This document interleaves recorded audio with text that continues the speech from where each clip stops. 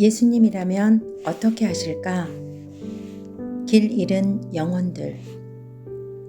감독은 원래 현금을 많이 가지고 다니지 않았으므로 몽둥이를 들고 그의 주머니를 뒤지던 사나이가 겨우 잔돈 몇 푼밖에 발견하지 못하자 화가 난 듯 욕설을 퍼붓기 시작했다.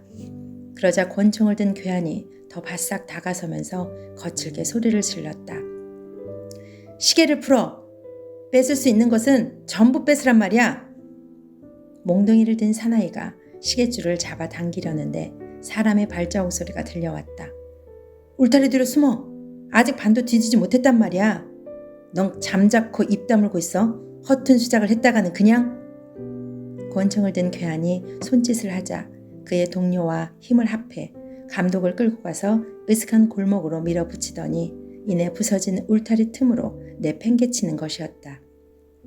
발자국 소리가 사라질 때까지 셋은 어두운 구석에서 숨을 죽인 채 서 있었다. 자, 이제 됐어. 너 아까 시계 풀어냈어? 권총을 든 괴한이 물었다. 아니, 망할 놈의 시계줄이 매달려 있더라고. 그럼 끊어버리면 되잖아. 아니, 제발 시계줄을 끊지는 마시오. 그 시계줄은 아주 귀한 친구로부터 받은 선물이기 때문이요. 그때까지 입을 다물고 있던 감독이 비로소 이렇게 말을 꺼내자 권총을 든 괴한이 마치 갑작스럽게 자기 총에 맞기라도 한 듯이 깜짝 놀라는 것이었다. 그는 권총을 들지 않은 손으로 재빨리 감독의 목덜미를 잡더니 희미한 불빛이 새어나오는 골목 쪽으로 밀고 가서 바싹 다가서는 것이었다. 감독의 얼굴을 들여다본 그는 멈칫 놀라더니 함께 있는 동료에게 거친 목소리로 외쳤다. 시계는 그냥 둬. 우린 돈을 뺏었으니 그것으로 충분해. 충분하다고? 겨우 50센트에 불과하단 말이야. 너 갑자기 어떻게 된 거? 몽둥이를 든 괴한이 말을 채 끝내기도 전에 감독의 머리를 향했던 총구가 그 괴한 쪽으로 향하더니 그는 이렇게 말했다. 시계는 그냥 두라니까? 그 몇 푼 안 되는 돈도 돌려드려. 우리가 붙잡은 이 사람은 감독님이시다. 감독님이라고. 너 안 들리냐? 그게 어쨌다는 거야. 설사 미국 대통령이라 해도 우리 손에 붙잡혀 있으면 별 수 있겠어? 내가 분명히 돈을 돌려드리라고 말했다. 만일 5초 이내로 돌려드리지 않는다면 네 머리통에 구멍을 내어버리겠어. 설마 머리통을 또 하나 갖고 다니는 건 아니겠지? 몽둥이를 든 괴한은 갑작스런 사태의 변화로 당황한 나머지 동료의 의도를 헤아려 보려는 듯 잠시 머뭇거리더니 급히 50센트의 돈을 꺼내어 감독의 호주머니에 도로 넣어 주었다. 이제는 손을 내리셔도 됩니다, 감독님. 권총을 든 사나이는 여전히 자기 동료를 날카롭게 주시하면서 천천히 권총을 내리더니 아주 공손한 어조로 말하는 것이었다. 감독은 천천히 두 팔을 내리면서 이 두 괴한의 얼굴을 찬찬히 들여다보았으나 불빛이 너무 희미한 탓에 용물을 분간하기가 어려웠다. 이제 그는 완전히 자유로운 몸이 되었지만 전혀 가고 싶은 생각이 없는 듯 움직이지 않고 서 있었다. 이젠 가셔도 좋습니다. 우리 때문에 더 이상 이곳에 머물 필요는 없습니다. 권총을 들었던 괴한이 마치 대변인이라도 되는 듯 이렇게 말하고 나서 몸을 돌려 돌 위에 걸터 앉았다. 동료는 몹시 화가 난 듯 쓸데없이 몽둥이로 땅을 파헤치고 있었다. 바로 당신들 때문에 가지 않고 서 있답니다. 감독은 이렇게 대답하면서 부서진 울타리에서 떨어져 나온 판자 위에 걸터 앉았다.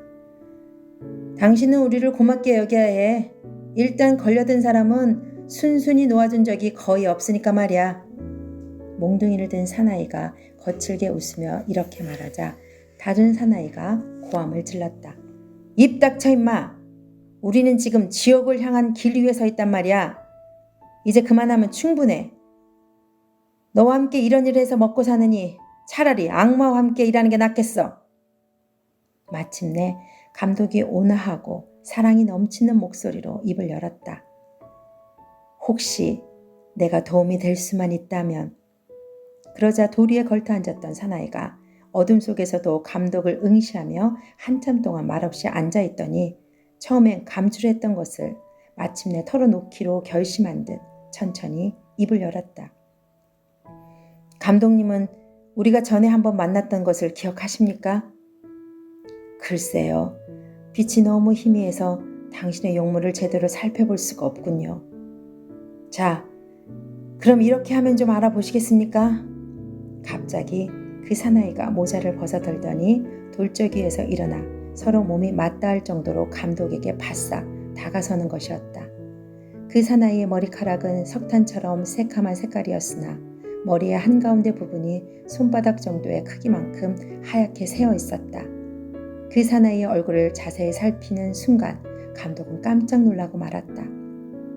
15년 전에 아슬한 기억이 갑자기 되살아났기 때문이었다. 그 사나이는 기억력을 도와주려는 듯 이렇게 덧붙였다. 81년인가 82년인가 어느 날 밤 감독님을 찾아가서 뉴욕 빈민가의 대화재 당시에 아내와 자식을 한꺼번에 잃어놓으라고 서글프게 하소연하던 사나이를 기억하시는지요? 네, 이제 차츰차츰 기억이 되살아납니다. 감독이 이렇게 대답하는 것을 옆에서 듣고 몽둥이를 들었던 사나이는 꽤 흥미가 당기는지 쓸데없이 땅을 파던 것을 멈추고 조용히 듣고 있었다. 감독님께서 그날 밤 손수 저를 당신의 저택으로 맞아들여 재워주시고 다음 날은 하루 종일 마땅한 일자리를 구해주기 위해 동분서주하셨던 것을 기억하십니까? 천신만고 끝에 드디어 커다란 저장소의 현장 주임으로 저를 취직시켜 주시면서 당신은 내게 앞으로는 술을 끊으라고 간곡히 부탁하셨고 저 또한 그 말씀을 따르기로 약속했지요. 이제서야 모든 기억이 되살아나는군요. 지금도 그 약속을 지키고 있습니까? 이 말을 듣고 그 사나이는 한바탕 큰 소리로 웃어 젖히더니 두 주먹을 불끈 쥐고 울타리를 내리치기 시작했는데 얼마나 세찬 감정으로 내리쳤는지 두 주먹에서 피가 흘러내리고 있었다. 약속을 지켰냐고요? 저는 일주일도 채 못 가서 다시 술독에 빠져버렸고 지금도 여전히 매한가지랍니다. 하지만 저는 감독님이나 저를 위한 감독님의 기도를 결코 잊을 수 없었지요. 제가 당신의 집으로 찾아간 다음 날 밤 아침 식사 후에 기도를 하시면서 저보고 함께 들어와 기도하자고 권하신 일을 기억하십니까? 그 기도는 저에게 커다란 감명을 안겨주었지요. 저희 어머니께서도 생전에 늘 그런 식으로 기도를 해주셨거든요. 어린 시절 내 침대 옆에 무릎을 꿇고 앉아 저를 위해 기도해 주시던 어머니의 모습이 지금도 기억에 생생합니다. 그런데 어느 날 밤 술이 곤드레만드레 취해 돌아온 아버지가 내 옆에서 무릎을 꿇고 기도하던 어머니를 발로 찼지요. 하여튼 저는 그날 아침 감독님이 해주신 기도를 결코 잊지 못했습니다. 감독님께서는 제 어머님이 늘 그렇게 해주셨듯이 저를 위해 기도해 주셨고 감독님 댁에 현관벨을 울릴 때 몹시 거칠고 취한 몰골로 술에 만취되어 있었는데도 감독님은 전혀 아랑곳하지 않으시더군요. 그런데 나는 이제껏 어떤 생활을 해왔던가. 눈만 뜨면 술집을 내 집처럼 자주 드나들면서 이 세상 최악의 지옥 같은 생활을 영해오지 않았던가. 그런데 감독님께서 저를 위해 해주셨던 기도가 늘 제 머릿속을 떠나지 않고 제 양심을 때리고 있었습니다. 술을 마시지 않겠다던 제 약속은 2주일도 채 안 돼서 산산조각이 나버렸고 그 후 감독님께서 각고 끝에 얻어주신 직장에서도 쫓겨나고 말았으며 이틀 후에는 유치장 신세까지 치게 되었지요. 그러나 이 모든 혼란과 불행의 와중에서도 감독님의 기도는 좀처럼 잊혀지질 않더군요. 그 기도가 제게 얼마나 도움을 주었는지 알 수 없지만 여하튼 저는 지금 감독님께 아무런 피해도 입히지 않으려니와 어느 누구도 해치지 못하도록 할 터이니 안심하고 돌아가십시오. 드릴 말씀은 이것뿐입니다. 그러나 감독은 꼼짝도 하지 않고 우두커니 서 있었고 어디선가 교회의 시계탑에서 새벽 1시를 알리는 종소리가 들려왔다. 그 사나이는 벗었던 모자를 눌러 쓰더니 아무 말 없이 큰 돌적이 위에 다시 걸터 앉았다. 감독은 한참 동안 생각하는 듯 하더니 이윽고 말문을 열었다. 직장을 잃은 지가 얼마나 되었소? 몽둥이를 들고 서 있던 사나이가 겸연쩍듯이 대답했다. 우리가 함께 이렇게 노상 강도짓을 해온 지도 벌써 6개월이 넘었소. 정말이지 꽤나 지겹고 고달픈 일이라오. 특히 오늘같이 허탕을 치는 날에는 더욱 화가 납니다. 혹시 내가 두 분을 위해 적절한 일자리를 구해드린다면 이런 짓을 집어치우고 새 출발을 해보시려고? 무슨 소용이 있겠습니까? 이미 수백 번도 더 마음을 고쳐먹었는데 그때마다 또다시 더 깊은 죄악으로 빠져들었고 이젠 너무 늦었습니다. 돌 위에 걸터 앉은 사나이가 모든 것이 귀찮다는 듯 퉁명스럽게 대답하자 감독은 커다란 목소리로 이를 부인했다. 결코 그렇지 않소. 감독은 지금까지 목회 생활을 해오면서 수많은 영혼들의 구원을 갈망해왔지만 이 두 사나이의 죄 많고 가엾은 영혼만큼은 꼭 구원해야 되리라는 간절한 소망을 느낀 적은 없는 것 같았다. 그는 이 특이한 상황의 한가운데 우두커니 서서 끊임없는 기도를 잊지 않았다. 오 주님, 이 가엾은 두 영혼을 제게 주소서. 그들의 구원을 갈망하오니 두 사나이의 영혼을 제게 주소서. 절대로 그렇지 않소. 하나님께서는 당신들 두 사람을 끊임없이 사랑하고 또 용서해 주실 터이니 무엇이 걱정이란 말이오. 내가 당신들을 위해 해드리고자 하는 일은 이 크나큰 사랑에 비하면 지극히 보잘것없는 일입니다. 당신들 두 사람이 지금껏 아무리 많은 죄를 저질렀다 할지라도 하나님께는 무한히 귀중한 존재들임에 틀림없으니까요. 그런데 마침 천만 뜻밖에도 옛날 이 사나이를 만났던 기억이 소상히 되살아나서 이 어색한 상황 중에 두 사나이를 설득하는 데 크나큰 도움이 되었다. 감독은 이 사나이가 자신의 집을 방문한 이후 지금에 이르기까지 수많은 세월을 몹시 바쁘게 지내왔지만 그의 이름까지도 정확히 기억할 수 있었던 것이다.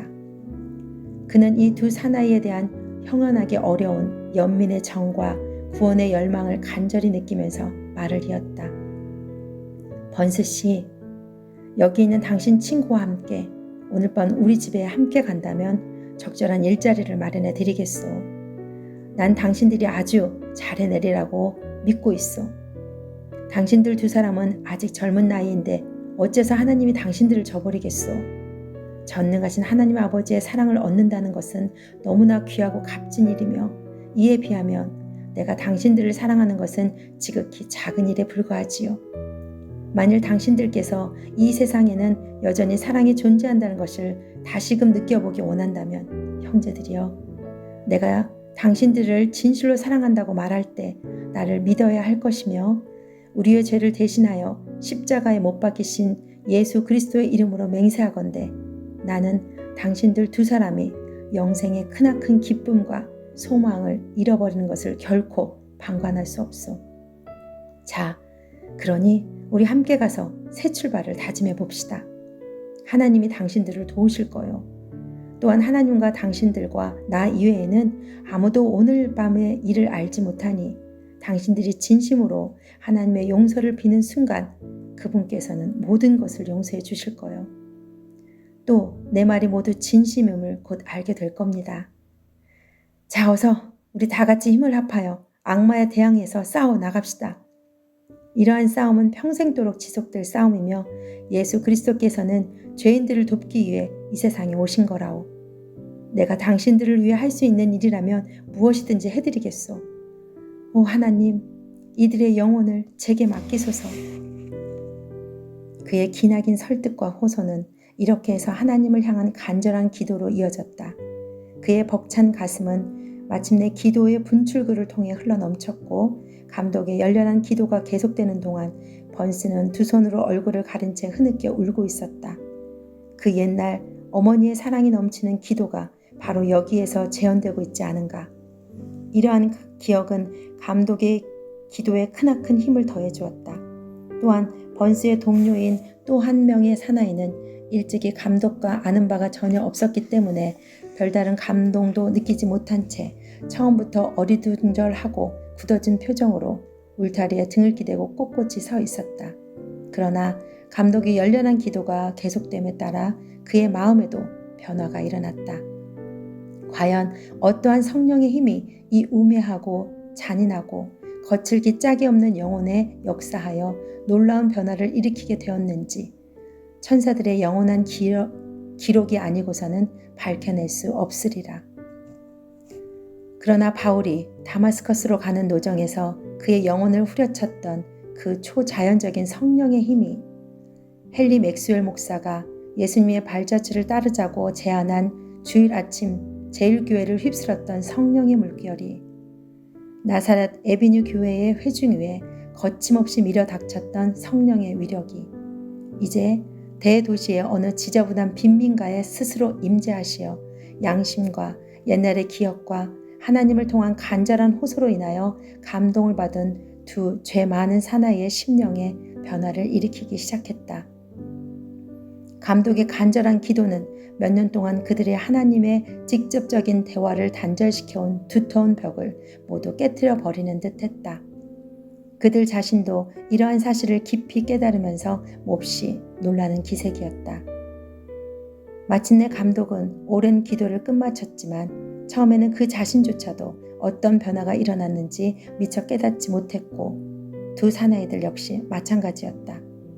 번스는 아직도 여전히 무릎 사이에 얼굴을 파묻은 채 앉아 있었고 담장에 기대 서 있던 사나이는 경외감과 자책과 놀라움과 가까스로 소망의 빛을 발견한 기쁨 등이 뒤엉킨 표정으로 감독을 바라보며 서 있었다. 마침내 감독은 꿇었던 무릎을 펴고 일어서면서 말했다. 자, 함께 갑시다. 형제들이여, 하나님은 선하시고 사랑이 무한하신 분이랍니다. 오늘 밤에는 우리 복지관에서 머물도록 해요. 즉시 일자리를 마련하도록 모든 노력을 기울이겠소. 이렇게 해서 두 사나이는 말없이 감독을 따라 나섰고 그들이 복지관에 도착했을 때는 이미 새벽 2시가 넘은 후였다. 감독은 두 사나이를 복지관으로 맞아들여 함께 쉴 만한 방으로 안내해 주었다. 문간에서 감독은 잠시 서 있었는데 그의 커다랗고 떡 벌어진 체구에 비해서 안색이 창백해 보였으나 조금 전에 감동적인 체험으로 인해 사랑과 기쁨으로 빛나고 있었다. 하나님께서 내 형제인 그대들을 축복해 주시길. 그는 이렇게 축복하고 나서 방을 떠났다. 다음날 아침이 밝아오자 감독은 이 두 사나이를 마주 대하기가 두려울 지경이었다. 그러나 지난밤의 깊은 감동은 여전히 그의 가슴속에 남아 있었고 약속을 충실히 지켜 그는 두 사나이에게 적절한 일자리를 마련해 주었다. 복지관의 수의실은 여러 가지 업무가 늘어남에 따라 보조 수의가 필요했으므로 번스는 보조 수의직을 얻게 되었고 그의 동료는 복지관에서 그다지 멀지 않은 곳에 위치한 운송회사에 취직하게 되었다. 이렇듯 성령은 어둡고 죄 많은 사나이들의 영혼에 깊이 파고들어 놀라운 중생의 역사를 시작했던 것이다.